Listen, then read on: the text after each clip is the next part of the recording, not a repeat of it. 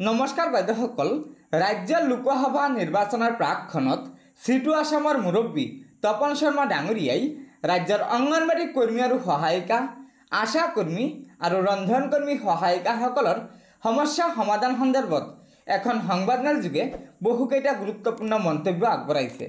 হয় বাইদেউসকল, আজি তপন শৰ্মা ডাঙৰীয়াই ৰাজ্যৰ অংগনবাড়ী কৰ্মী আৰু সহায়িকাসকলৰ বাবে বহুকেইটা গুৰুত্বপূৰ্ণ খবৰ দিছে, যিকেইটা খবৰ আমাৰ ৰাজ্যৰ প্ৰতিগৰাকী অংগনবাড়ী কৰ্মী আৰু সহায়িকা, আশা কৰ্মী আৰু ৰন্ধনকৰ্মী সহায়িকাসকলে জনাটো অত্যন্ত প্ৰয়োজন।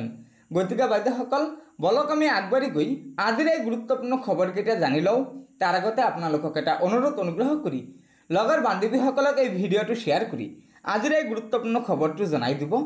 আৰু নতুনকৈ অহা বাইদেউসকলে পৰৱৰ্তী সময়ত ৰাজ্যৰ অংগনবাড়ী কৰ্মী, আশা কৰ্মী আৰু আমাৰ ৰন্ধনকৰ্মী সহায়িকাসকলৰ বিভিন্ন খবৰসমূহ সম্পূৰ্ণ শুদ্ধ তথ্যৰ ওপৰত পোনপ্ৰথমে পাবলৈ অনুগ্ৰহ কৰি আমাৰ এই চেনেলটো ছাবস্ক্ৰাইব কৰি ল'ব। বিষয় হৈছে নিৰ্বাচন, লোকসভাৰ নিৰ্বাচন। অসমত আপোনালোকে জানে অহা 19 এপ্ৰিল, 26 এপ্ৰিল আৰু 7 মে এই তিনিটা পৰ্যায়ত অসমত নিৰ্বাচন হ'ব। নিৰ্বাচনত ৰাজনৈতিক দলৰ প্ৰতিনিধিৰা হ'ব, কোনোবাই জিকিব কোনোবাই হাৰিব, এইটো এটা বেলেগ কথা। আৰু আন এটা চৰকাৰী খণ্ডত আন এটা ভয়ানক শাসন ব্যৱস্থা ভাৰতবৰ্ষতো চলি আছে, সমগ্ৰ দেশজুৰি চলি আছে আৰু অসমতো তাৰ নগ্ন ৰূপ আমি দেখিছোঁ। এয়া হৈছে আঁচনিভুক্ত কৰ্মচাৰী, কেন্দ্ৰীয় চৰকাৰৰ দ্বাৰা পৰিচালিত 3খন আঁচনি, ৰন্ধন কৰ্মচাৰী, আশা কৰ্মী আৰু অংগনবাড়ী কৰ্মী সহায়িকাৰ যিখন আজি 3খন আঁচনি, এই আঁচনিত কৰ্মৰত কাম কৰা আঁচনিভুক্ত কৰ্মচাৰীসকলক তীব্ৰ শাসন চলাই আছে চৰকাৰী শাসন। তেওঁলোকক একোজনৰ 102 টকা দিন হাজিৰাৰ ভিত্তিত যদি মাহিলী পোৱা মাননিৰ ধনটো যদি আপুনি মাহৰ হৰণ কৰি লয়, এদিনত আনে, তেতিয়াহ'লে 102 টকা হাজিৰা কৰি পৰে। এনেকুৱা ধৰণে এটা ব্যৱস্থাত তেওঁলোক কাম কৰি থাকিবলৈ বাধ্য কৰোৱা হৈছে, প্ৰকৃততে বাধ্য কৰোৱা হৈছে কাম কৰি থাকিবলৈ। মানুহৰ আৰ্থিক দুৰৱস্থা আছে, গতিকে সামান্য কিবা এটা পৰ কাৰণ কৰ বিনিময়ত তেওঁলোকে এটা কাম কৰিব থাকে আৰু ইয়াৰ সুযোগ গ্ৰহণ কৰি আছে চৰকাৰখন নিজে। চাহ বাগানৰ মালিকটো ব্যক্তিগত খণ্ডৰ পুঁজিপতি, কিন্তু চৰকাৰখনে যিখন চৰকাৰৰ চৰকাৰ চলিব লাগে দেশৰ এখন সংবিধান মতে, যিখন সংবিধানে উপযুক্ত মজুৰি দিয়াৰ কথা বাৰে বাৰে নিৰ্দেশনাত্মক নীতি স্পষ্টভাৱে কৈছে, এই নীতি আজিলৈকে চৰকাৰখনে মানিবলৈ অস্বীকাৰ কৰিছে। গতিকে এই ধৰণে আজি দুৰৱস্থাত ভুগিছে। এই এটা আক্ৰমণ হৈছে তেওঁৰ কৰ্ম অৰ্থাৎ মজুৰিৰ নিৰাপত্তাহীনতা।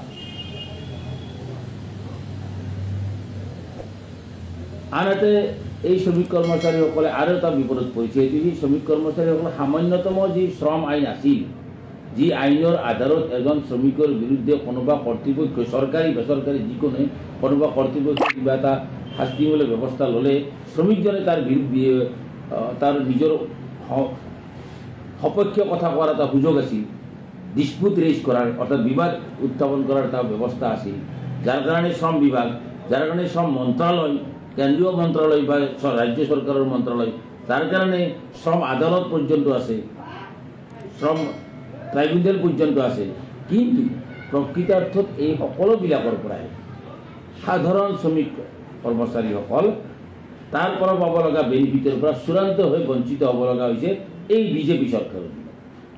আগতো আছিল, আমি কেতিয়াও এইটো মানে নকৰোঁ যে আগৰ পূৰ্বৰ কংগ্ৰেছ চৰকাৰে কিবা বিৰাট দিছিল, তেওঁলোকেও সংকুচিত কৰাৰ কাৰণে চেষ্টা কৰি আছে। কিন্তু বৰ্তমানৰ বিজেপি চৰকাৰে আৰু জঘন্যভাৱে, অতি নগ্নভাৱে এই শ্ৰম আইনসমূহ উলংঘা কৰি আছে আৰু শ্ৰম আইনসমূহ এতিয়া নতুনকৈ তেওঁলোকে কোডলৈ ৰূপান্তৰ কৰি পেলাই শ্ৰমিক কৰ্মচাৰীৰ যি সাধাৰণ সামান্যতম সুবিধা আছিল এই সুবিধাৰ পৰা বঞ্চিত কৰিছে। এতিয়া শ্ৰমিকক ফিক্সড টাৰ্ম এমপ্লয়মেণ্ট ছিষ্টেমত লৈ আহিব বিচাৰিছে। নিৰ্দিষ্ট সময়ৰ কাৰণে নিয়োগ কৰিব, তাৰপিছত তেওঁৰ কাম কাজৰ পাৰফৰ্মেঞ্চৰ ৰিপৰ্টৰ ওপৰত নিৰ্ভৰ কৰি চাকৰিটো পুনৰ ৰিনিউ কৰিব পাৰে, নকৰিব পাৰে। অৰ্থাৎ এটা চাকৰিৰ নিৰাপত্তাহীনতা, মজুৰিৰ নিৰাপত্তাহীনতা, চাকৰিৰ নিৰাপত্তাহীনতা। গতিকে আজি শ্ৰমজীৱী মানুহে নিশ্চিত ইয়াৰ বিৰুদ্ধে থিয় দিব লাগিব আৰু তাৰ বিৰুদ্ধে থিয় দিব লগা হ'লে আমি সকলোৱে ঐক্যবদ্ধ হৈ আমি নতুন পেঞ্চন নীতিৰ বিৰুদ্ধে ভোট দিব লাগে। পুৰণি পেঞ্চন নীতি ভাল ৰখাৰ কাৰণে আমি কাৰ বিৰুদ্ধে ভোট দিব লাগে? আমি শ্ৰম আইন সংশোধনৰ বিৰুদ্ধে ভোট দিব লাগে। আৰু এই আমি মূল্যবৃদ্ধিৰ বিৰুদ্ধে ভোট দিব লাগে, প্ৰচণ্ড মূল্যবৃদ্ধিৰ বিৰুদ্ধে। আমি চাকৰি নিৰাপত্তাহীনতাৰ বিৰুদ্ধে ভোট দিব লাগে আৰু নিবনুৱা সমস্যা সমাধানৰ দাবীত ভোট দিব লাগে। আৰু সেই যদি ভোট দিবলৈ যাওঁ, নিশ্চিতভাৱে আজি একতা বিষয় চিন্তা কৰিলে বিজেপি নেতৃত্বাধীন অগপ আৰু বিজেপি নেতৃত্বাধীন যি শক্তি, এই শক্তিক পৰাস্ত কৰাটোৱে হ'ব লাগিব শ্ৰমজীৱী আৰু মেহনতী মানুহৰ অন্যতম লক্ষ্য। আৰু সেই লক্ষ্যক নিশ্চয় আদৰি ল'ব, এই আবেদন ৰাখিবলৈ আমি আপোনালোককে ধন্যবাদ জনাইছোঁ। গতিকে বাইদেউসকল, ৰাজ্যত লোকসভা নিৰ্বাচনৰ প্ৰাকক্ষণত সিটো আসামৰ মুৰব্বী তপন শৰ্মা ডাঙৰীয়াই এয়া নিশ্চয় ৰাজ্যৰ অংগনবাড়ী কৰ্মী আৰু সহায়িকা, আশা কৰ্মী আৰু ৰন্ধনকৰ্মী সহায়িকাসকলৰ সমস্যা সমাধান সন্দৰ্ভত এখন সংবাদমেল যোগে বহুকেইটা গুৰুত্বপূৰ্ণ খবৰ দিছে। সেয়েহে লগৰ বান্ধৱীসকলক এই ভিডিঅ'টো শ্বেয়াৰ কৰি আজিৰ এই গুৰুত্বপূৰ্ণ খবৰকেইটা জনাই দিব। আৰু নতুনকৈ অহা বাইদেউসকলে পৰৱৰ্তী সময়ত ৰাজ্যৰ অংগনবাড়ী কৰ্মী আৰু সহায়িকা, আশা কৰ্মী আৰু ৰন্ধনকৰ্মী সহায়িকাসকলৰ বিভিন্ন খবৰসমূহ পোনপ্ৰথমে পাবলৈ অনুগ্ৰহ কৰি আমাৰ এই চেনেলটো ছাবস্ক্ৰাইব কৰি ল'ব। গতিকে আজিৰ ভিডিঅ'টো ইয়াতে সমাপ্ত কৰিলোঁ। ধন্যবাদ। জয় আই অসম।